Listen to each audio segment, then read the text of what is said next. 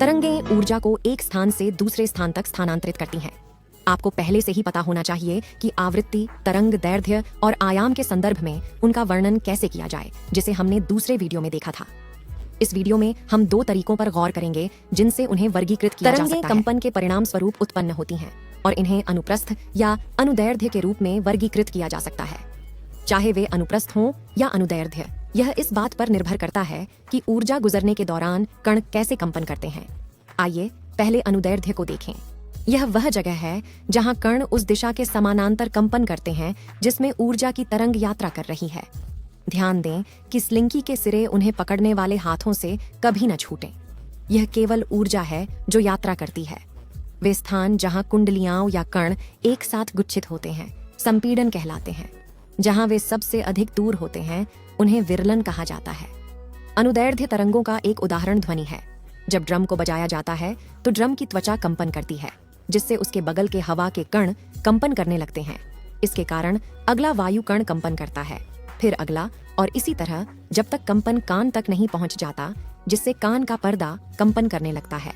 कंपन करने वाली हवा स्रोत से दूर गति करती है, जिससे ध्वनि तरंग पैदा होती है। आइए एक अन्य प्रकार की तरंग, अनुप्रस्थ तरंगें देखें। हाथ ऊपर और नीचे चलता है जैसे कि स्लिंकी, लेकिन तरंग स्वयं बाएं से दाएं चलती है, इसलिए कण 90 डिग्री पर उस दिशा में कंपन करते हैं जिस दिशा में ऊर्जा बढ़ रही है। हम इसे बस ऐसे समझ सकते हैं।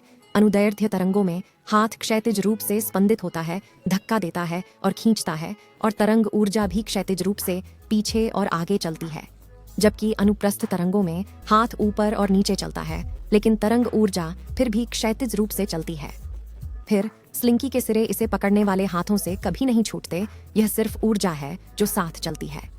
अनुप्रस्थ तरंगों का उपयोग आमतौर पर तरंग दैर्ध्य और आयाम दिखाने के लिए किया जाता है।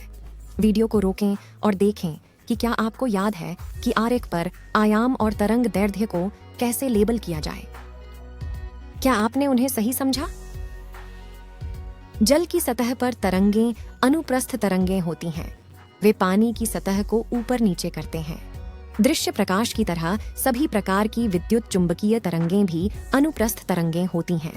तो अब आप अनुप्रस्थ तरंगों और अनुदैर्ध्य तरंगों के बीच अंतर का वर्णन करने में सक्षम होंगे। याद रखें, यह ऊर्जा है, न कि स्लिंकी जो यात्रा करती है।